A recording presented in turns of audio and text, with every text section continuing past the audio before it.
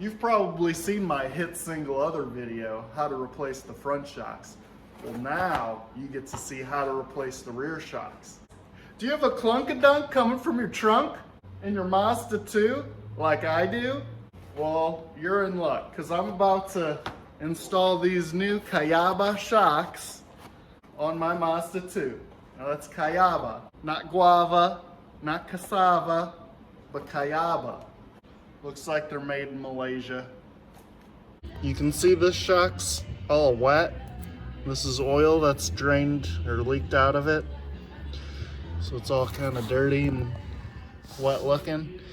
It's a good sign of a blown out shock. There's the other one. It's all dry. I'm gonna replace them as a pair though. So this is a pretty easy and straightforward install. Impacts help, but you can do without them if you don't have one. You'll need maybe 3 sockets. You will have to jack up the car. This is a 2013 Mazda 2. The rear shocks went about 15,000 miles after the front shocks did. If you're doing front shocks, you might need to replace the rears with it. First, let's remove this screw here and pull this tab. I already took the cover off. That's pretty easy. Just pull the latch. And that should allow us to pull this guy out and access the top of the shock. Next step, I put my hand under here and kind of do a little shake. Put my hand under here, do a little shake until everything pops loose. And when we go under there, once I pull this back, there's the top of the shock. Now we can loosen it up. You don't need to take apart the interior like I first thought. This is how it's held on, and I'm going to use a 17mm socket and loosen up this bolt. So I just lifted the shock and dropped it out. You can kind of push it up slowly and then pull it out. Right now it's still secure up at the top. I did have to jack up the car. I think this space is enough room for me to get in. It doesn't look like I need to pull that back cover off to access the top socket on there and there, and hopefully I can take the whole assembly out. Socket, a little weird size. So now I have the shock off. I am going to get that nut off there. This is a 10mm. I got it off with an impact, so I didn't have to hold the center. If you don't have an impact, you can, use a wrench and then, loosen the tip. Now we're gonna assemble it. I'm gonna cut this loose.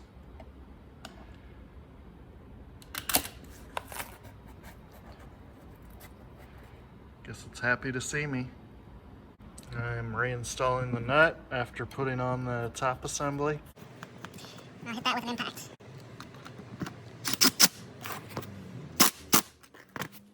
Alright, I reinstalled these 2 bolts. They're all tight now. On to the next step.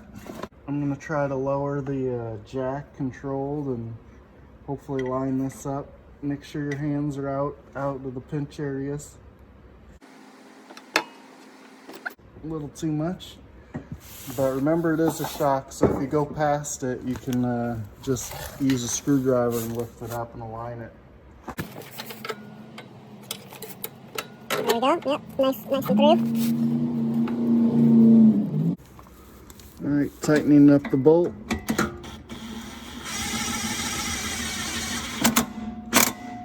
Alright, if you follow this video, you're probably going to be able to do these in about 10 minutes a piece.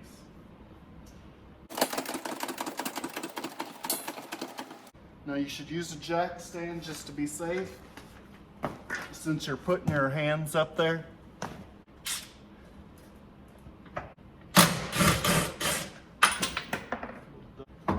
Okay, so this side's a little tighter because it has the fuel fill. So I'm gonna need to get probably universal.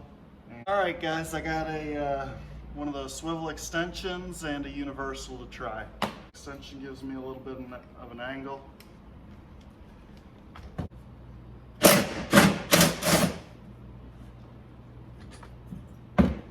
All right, that's the shock. I'm gonna use impact on the top. That's it. I'm gonna go take this to the sink and clean it up. All right, so I cleaned this guy up. Time to install it on the new shock.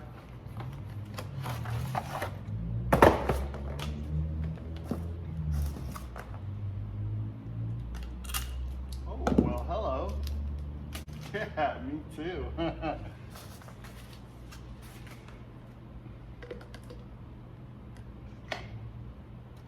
that's in there. Put the nut on.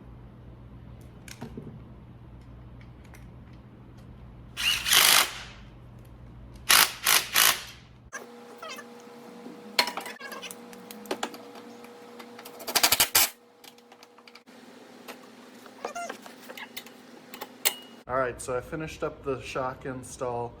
The battery in my camera ran out, so you didn't get to see it all. I don't know, post your times. See if you can get under 10 minutes.